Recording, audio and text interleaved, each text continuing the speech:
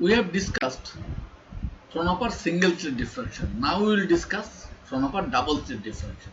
In double slit diffraction, slit width is again we have kept as D, and the two slits AB and CD are separated by their opaque space BC, that is equal to B.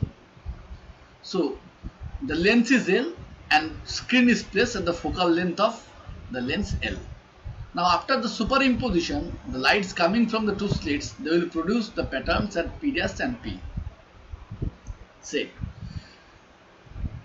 Now the resultant intensity due to double slit at any point on the screen, the expression of the intensity is I is equal to 4I0, that is the 4 times of the single slit, 4I0 sine square beta by beta square cos square gamma,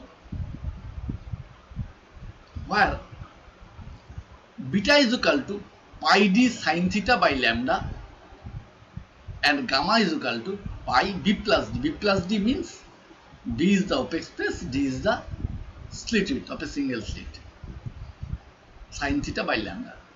Now we will get the pattern like this.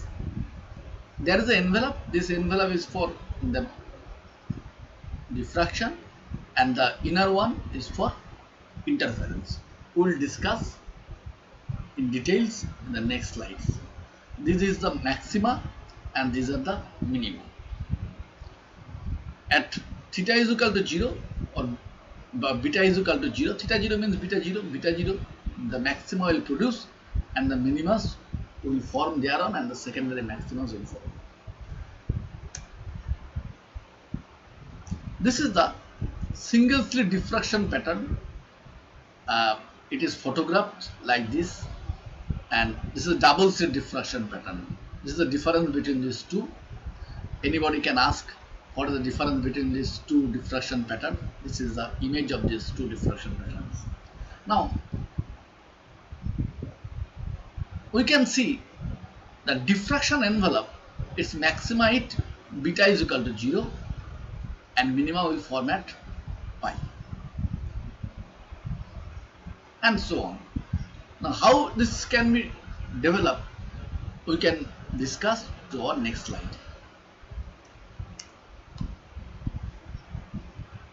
The first factor sine square by beta square, it gives the diffraction pattern due to single slit, that is already we have discussed during single slit. And the second factor corresponds to the interference pattern due to both slits, cos square gamma. Second factor is the cos square gamma. Where the central maximum will form? When beta is equal to 0, that means theta 0 means beta 0. So limit sine beta tending to 0, sine beta by beta is equal to 1, and cos 0 degree is equal to 1. Theta 0 means cos theta is equal to cos theta means cos 0 means 1. So the intensity of the central maxima becomes I is equal to 4I0. That is the 4 times that of the single slit diffraction pattern. Now what is the condition for minima? Minima will form when sine beta is equal to 0, but n not be equal, never be equal to 0, as n is equal to 0 gives us the central maximum, as we have discussed in single slit. So beta is equal to sine beta is equal to 0 is equal to sine n pi, n not is equal to 0. So beta is equal to n pi. Beta means pi d sine theta by lambda is equal to n pi. So d sine theta is equal to n lambda. This is the condition for minima. What is this d? D is the slit width. Let us come to the next slide. Condition for interference minima. The second term cos square gamma is for interference. So minima will occur when cos gamma is equal to 0, that means cos square gamma 0, that is cos gamma is equal to 0. Cos gamma 0 means cos 2m plus 1 pi by 2. Thus gamma is equal to 2m plus 1 pi by 2. where m is equal to 0, 1, 2, 3 is integer numbers. Putting the value of gamma, we can get pi b plus d sin theta by lambda is equal to plus minus 2m plus 1 pi by 2. Plus minus means it is on either sides. So after simplifying, b plus d sin theta is equal to plus minus 2m plus 1 lambda by 2. So this is the condition for minima. So interference minima will occur under this condition when gamma is equal to 2m plus 1 pi by 2. Otherwise, b plus d sin theta is equal to 2m plus 1 lambda by 2. M is equal to 0, 1, 2, 3, this integer numbers. When the interference minima will produce, maxima will produce. Maxima will produce is cos gamma, its maximum value is 1. So cos square gamma is also 1. Cos gamma 1 means cos m pi. Cos m pi. So gamma means after the simplification we will get b plus d sin theta is equal to plus minus m lambda. M is equal to 0, 1, 2, 3, etc. So this is how we will get the interference minima and maximum. And previously we have discussed diffraction minima and maximum.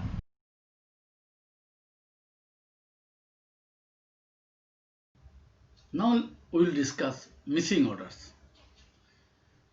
We know the slit width is d and the opaque space is b. If the slit width d is constant and the opaque space between the two slits is varied, the spacing between interference maxima varies, but the diffraction pattern remains unaltered. That means somewhere the interference maximas will be suppressed by the diffraction minimas. As a result, certain interference maxima may be missing from the resultant diffraction pattern. We know the condition for interference maxima is b plus d sin theta is equal to m lambda, and condition for diffraction minima is d sin theta is equal to n lambda. Divide the first equation by the second equation, then we will get, after sin theta will cancel out, we will get b plus d by d is equal to m by n. Now if b is equal to d, that means slit width is equal to the opaque space, then we can get m is equal to 2n. Putting the value of n 1, 2, 3, we will get m is equal to 2, 4, 6 and so on. That means the second order, fourth order, sixth order interference maxima will be absent, as they will coincide with the first, second, third order diffraction minima. Already I have told you that is the value of n is equal to 1, 2, 3 and so on. Diffraction grating. Grating is an arrangement which consists of large number of parallel slits of equal width and separated from one another by equal opaque spaces. Actually, grating is n-slit diffraction. This is the one diffraction grating that we are using in laboratory. This is educational diffraction grating. Here you can see in this diffraction grating 600 lines per millimeter. So per centimeter 6000. How many huge number of ruling lines are there? There are two types of grating. One is transmission grating, another one is reflection grating. Transmission grating is the grating where extremely close grooves are made by diamond rulers on plain transparent glass. And for reflection grating, rulings are made on polished metal surface. So actually we will use in diffraction grating the replica grating.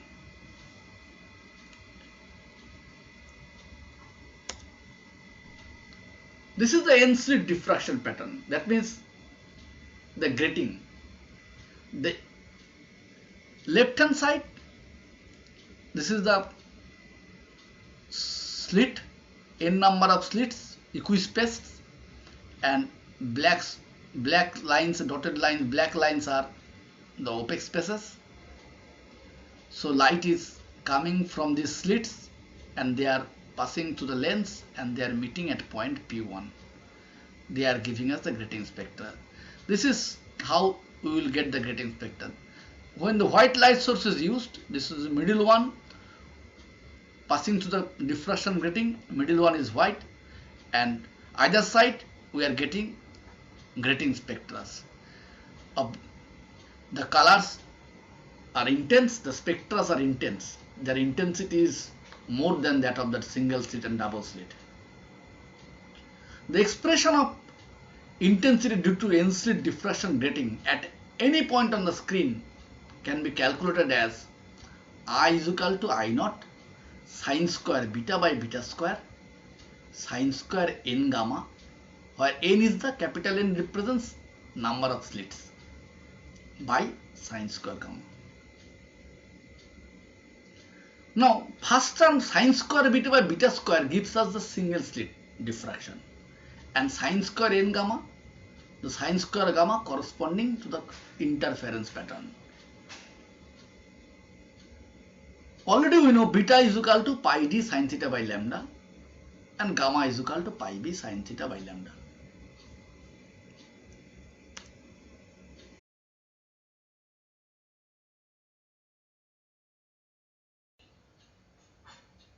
Intensity of the principal maxima. Intensity would be maximum if sin gamma is equal to 0. The condition of sin theta is equal to 0 is sin n pi. So here gamma will be n pi. N, its value is integer number starting from 0, 1, 2, 3 on either sides, that is plus minus. Putting the value of gamma 0 or gamma n pi, sin n gamma by sin gamma is equal to 0 by 0. That gives us indeterminate result. This can be solved using L'Hospital's rule. So L'Hospital's rules limit gamma tends to plus minus n pi. Putting this value sin n gamma by gamma, so after differentiating with respect to gamma on both sides, numerator and denominator, we will get limit gamma tends to plus minus n pi, n cos n gamma by cos gamma. So cos n gamma, putting the value of n pi, this is 1 and denominator will also be 1. So we will get the value is n. So square of the sin square n gamma by sin square gamma becomes n square. So the resultant intensity becomes I is equal to n square I naught sin square beta by beta square. So intensity is directly proportional to the square of the ruling lines. So as the ruling lines is high, that means 600 lines per centimeter, that millimeter, that means 6000 lines per centimeter. The square of this 6000 is huge, so intensity is much more than the single slit and double slit diffraction pattern in case of grating or n slit diffraction pattern.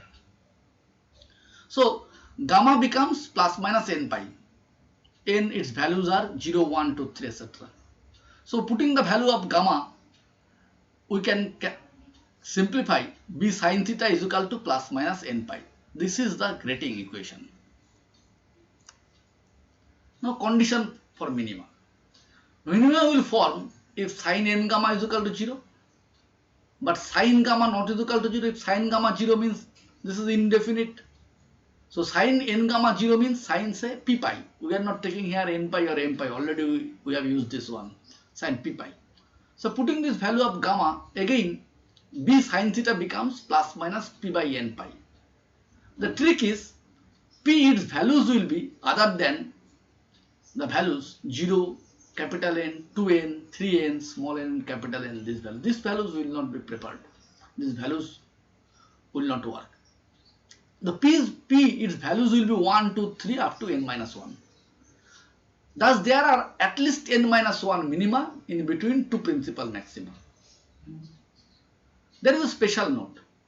For the nth order spectrum, the grating equation can be written as b plus d sin theta is equal to n lambda. B is the slit width, B is the opaque space, D is the slit width. So sin theta becomes 1 by b plus d small n into lambda. So 1 by b plus d, we are representing it as n dash. N dash is the number of Rowling lines per unit length of the grating. N dash is equal to 1 by b plus d.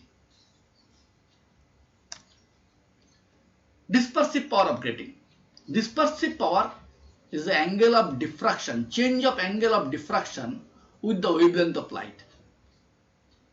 So it is defined as a rate of change of angle of diffraction with the wavelength of light and is denoted by d theta by d lambda. Differentiating the grating equation. What is the grating equation? B plus d sin theta is equal to n lambda. So we are differentiating it with respect to lambda. This becomes b plus d cos theta d theta is equal to n d lambda.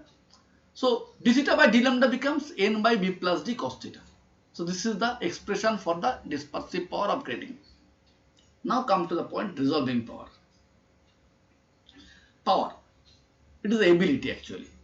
So it is the ability of grating or prism to distinguish two nearby spectral lines so that the two lines can be seen separately. Its expression is resolving power is lambda by delta lambda. We can calculate it, but it is beyond our scope. Lambda by d lambda is equal to small n into capital N. Small n is the order number and capital is the total number of ruling lines in the grating. Now, we will come to the point Rayleigh criteria. So here we are getting the pictures. We are getting say A Rayleigh criteria, B unresolved, C resolved. So when first come to the point resolved, when the maximas are separated, then it is resolved. When the maximas are not separated easily, these two are unresolved. And A is the Rayleigh criteria. First I am telling the Rayleigh criteria. When the central maximum of one source coincides with the first maximum of the other, the two diffraction pattern with equal intensities of two nearby sources will be just resolved. This condition is Rayleigh criteria. These two nearby sources are just resolved. Just resolved. This is Rayleigh criteria. Now come to the point resolved, that is point C. The two objects are said to be just resolved if the separation between the central maxima, this is the central maxima, this is also central maxima of these two objects is just equal to the distance between the central maximum. Is just equal to the distance between the central maximum. This is the distance between the central maximum. This point, this point, this point, this. This is the distance, this is the distance. This is the result. This is result. What is the unresolved? So one central maxima, it is here, another central is here. So there, the first central maxima and second central maxima is inside the region of these two. This is the envelope in between these two. They are unresolved. That means the two objects is larger than the separation between central maximum of the two objects. These objects are said to be unresolved. That means this one, its minima, its maxima is formed in its minima. That means if the second spectra's maxima is formed outside this, then this one will be resolved. But it is in between the maxima and minima. This is here, this is the minima. Here it is formed. This is unresolved. Here, this is the first spectra, this is the second spectra. So second spectra maxima is formed after the minima of the first spectra. This is resolved. A Rayleigh criteria is the just resolved condition. This is the minima, it is formed. The maximum of the second spectra is formed, the minimum of the first spectra. This is a just result. So this is all about the diffraction.